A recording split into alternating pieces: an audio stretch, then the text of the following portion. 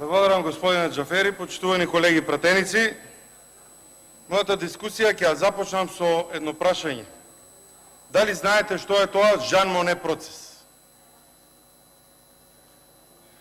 Жан Моне процес е процес во кој што политичките партии консензуално се договараат за донесување на деловник во Собранието на Република Македонија. Тоа нешто и такво нешто се случуваше пред 2 месеци, кога 2 дена бевме затворени со европратеници и дискутиравме по отворени прашања за донесување на деловник. Останаа некои неотворени прашања кои што не беа завршени и усогласени и рековме дека следното продолжение на Жан Моне процесот ќе биде во наредниот период кога ќе ги усогласиме термините. Дел од тој Жан Моне процес е и деловникот, а денеска како точка на дневен ред имаме скратена постапка за изменување и дополнување на деловникот на Собранието на Република Македонија, во кој што се офатени дел од незатворените прашања кои што останаа од тој Жан Моне процес.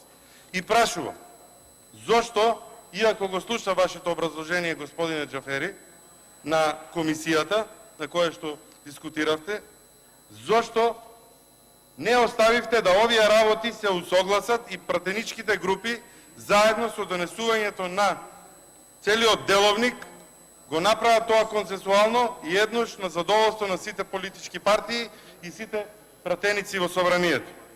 Меѓутоа, вие исто како и за законот за јазици, на кој што ВМРО-ДПМН е поднесе 35.563 амандмани, ја игнориравте волјата на пратениците и една од алатките, а тоа е поднесување на амандмани и решавање на проблемите на граѓаните, на кој што патем за јавноста да подсетам, овие прашања не беа разгледани, амандманите беа анблок отфрлени и се донесе законот за јазици на начин на кој што се донесе.